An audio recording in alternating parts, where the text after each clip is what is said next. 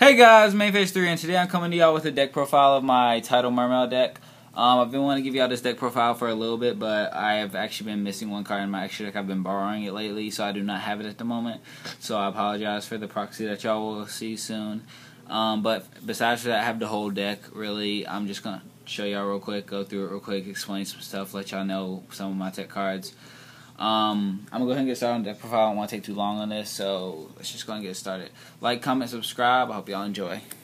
I still play the one Moon and Glacier because it's such an easy drop with being to play Tidal. Tidal being to manipulate your grave so easily makes it an easy drop, and it just sets up so much advantage for you on your first turn if you can just drop this, because it'll make your opponent be able to only start with 4 cards, unlike you being able to start with 6. It really puts your opponent in an awkward situation, especially if you ditch something good like a Dark Hole or like something essential to their plays. It really helps out. Like if you're playing like Bluesians and you ditch your Yamato, they'll probably cry a little bit. Some people think this card isn't good anymore because of Dragoons getting hit, but you don't really need Dragoons because you have Tidal. So I still think the card has a lot of potential. I think it can put in a lot of work, so if you don't want to try, you don't got to, but it's a good suggestion to try. The one lead, because being able to ditch cards out your opponent's hand is really good, and it just gets over stuff that you can't usually get over with the normal stuff that you play in the deck. And being able to ditch cards out your opponent's hand is just really good. There's so many times when I've been able to push for game by ditching a certain card. Like there was one time where I just ditched a Battle Fader. I've ditched Swift Scarecrow out of my opponent's hand. It just really puts in a lot of work, and it's just a really all-around good card. It's not good to draw into, but besides that, it's just a good card. You should always play one. It's just staple to play it one. The 3 Megalo, because it's such an easy drop and it searches out your spears, and just the ability to be able to attack twice is really good. Being able to put in OTKs. And it's just an all-around good card. I would never suggest playing it any lower than 3. I noticed that new build that came out with the Aqua Spirit or whatever the hell it's called. I don't really like the build. The build's not my playing style, so I'm still sticking with the original build. Of course, this isn't, just like what I said, it's not the Aqua Spirit build. So if y'all looking for that, y'all should probably just go ahead and go somewhere else. But okay, I don't know what to say about that. But okay, it's just an all-around good card. My favorite Mermail of them is the Abystheus, just because it's such an easy drop. It searches out your level 4 level Mermails. It's just an all-around good card. Just the ability to drop rank 7 so easily with this card and be able to set up so many plays with this card. Usually the card you usually search out is your Pikes or either your Goons. You wouldn't really search out anything else. But the card just sets up a lot of advantage, and it's such an easy drop. It's just a really all-around good card. The next level 7 I play is the 3 Tidal. A lot of people play Tidal at 2 just for the fact that they say it gets cloggy in your hand.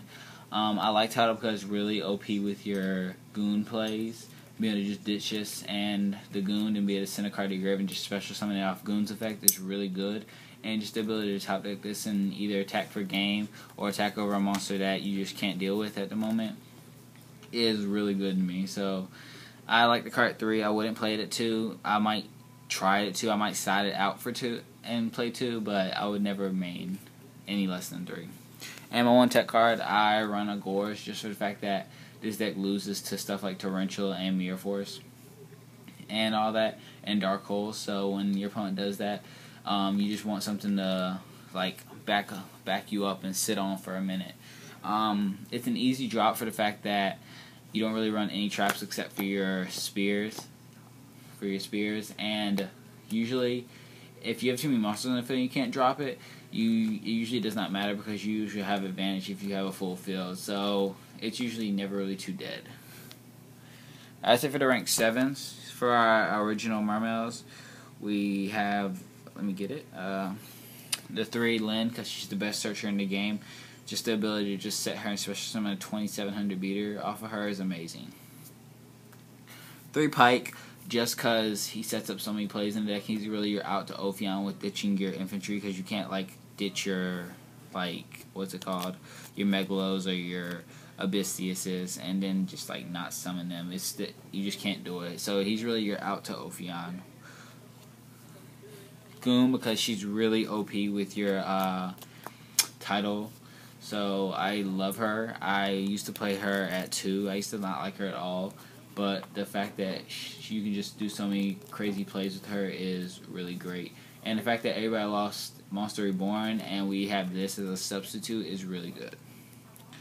For our last two Mermails, we have one Turge and one Dying, just because Dying's really good with your Lyn plays. When Lyn gets destroyed, you just special summon Dying, and Dying's effect will activate, special summoning your Lyn back from the grave. So it just sets up a quick wall. And if your opponent can't get past both of those after that, you have an automatic XYZ play for next turn.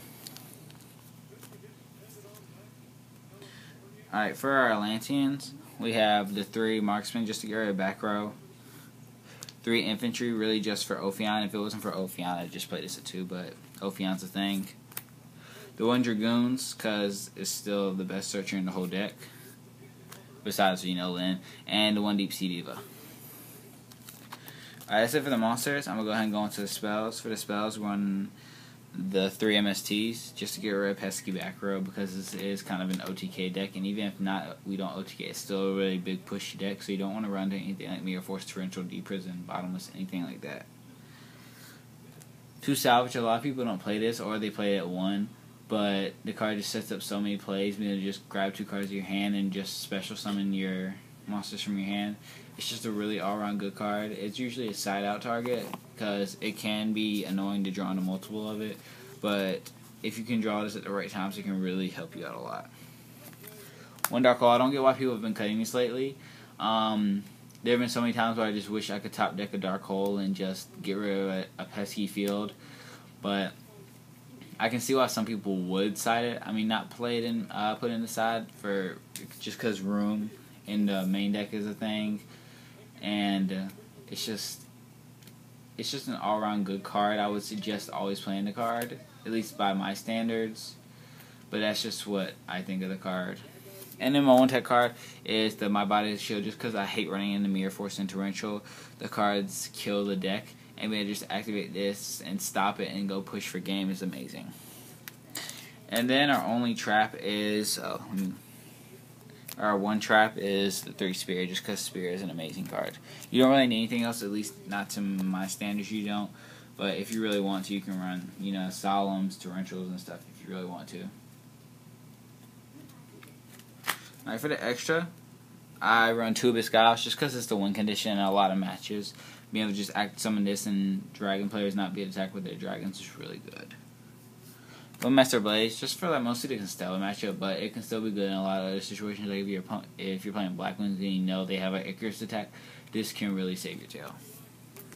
The 1 Big Eye, just because Big Eye is generally broken, you should always at least play 1. And then the 1 Dracossack that I do not have, actually. Alright, for the 4s, the Bahamut Shark, duh. 1 Maestro, just to wall up. And 1 Cowboy, just to burn for game. Alright, for the 3s, we have the 1 Leviathan Dragon, because you get Marksman's effect off of it if you detach it. Zenmane's just a wall up. And a Trite just for our Abyss, not Abyss, but our Bahamut Shark. Alright, for the Synchros, we have 1 Army Arm, just because Army Arm's a great card. The 1 Catastrophe, which you'll usually be going into. 1 Crimson Blade, because it's usually the win condition in a lot of matches. And 1 Scrap Dragon, just get rid of pesky stuff we don't want to deal with. Alright guys, I'm going to show you on my side real quick. It's just in the works right now because I'm just going by what I've seen so far in the meta. I've only gone through to 1 tournament for this format, so I'm just going by what I've seen so far. Ophion, pretty much, it just gets rid of Ophion easily. Ophion, any deck that relies on single spells and all that. 3 Maxis just for any spammy deck. Any back row heavy deck.